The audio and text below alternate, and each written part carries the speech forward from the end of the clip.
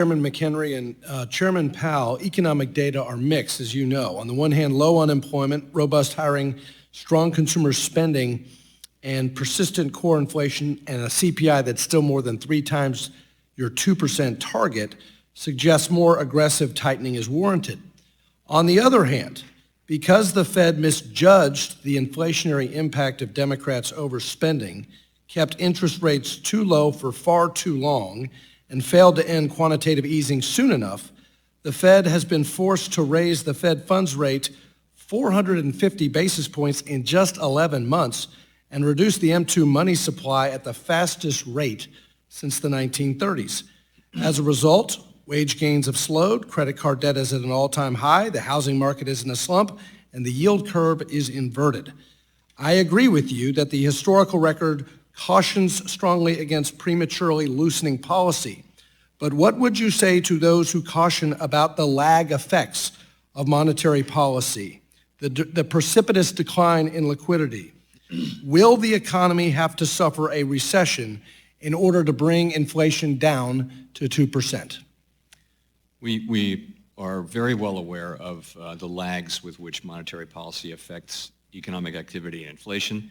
Those are long and variable, and I would stress highly uncertain. There is really no agreement on exactly how long they are, but we know that slowing down the pace of rate hikes this year is a way for us to see more of those effects as they come in.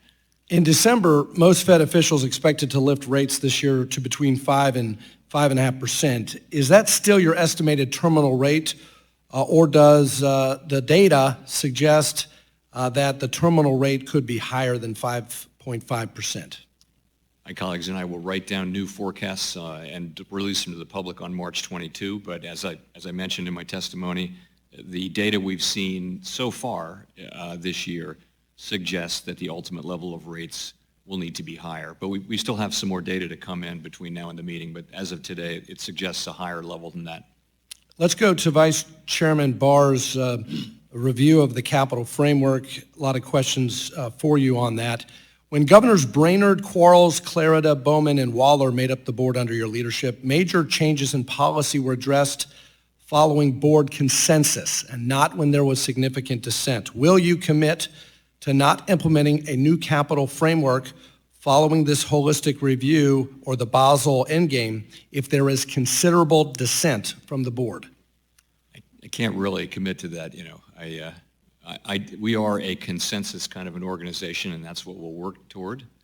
But ultimately, we Would that be a break from your prior practices? You're a consensus builder, Mr. Chairman. You pride yourself in that, and we credit you for being a consensus-oriented chairman.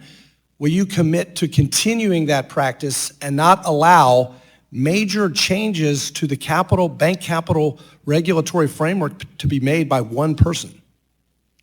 Well, they can't be made by any one person, but I do commit to that, and I commit to doing everything I possibly can to bring people together in consensus, to have something that can be broadly supported. Thank you. Earlier this year, you said, and I quote, "We are not and will not be a climate policy maker." However, in the Fed's draft principles on climate-related financial risks, one proposed principle suggested that boards of directors or of a financial institution should consider making changes to its compensation policies to align with values in the context of supposed climate risks.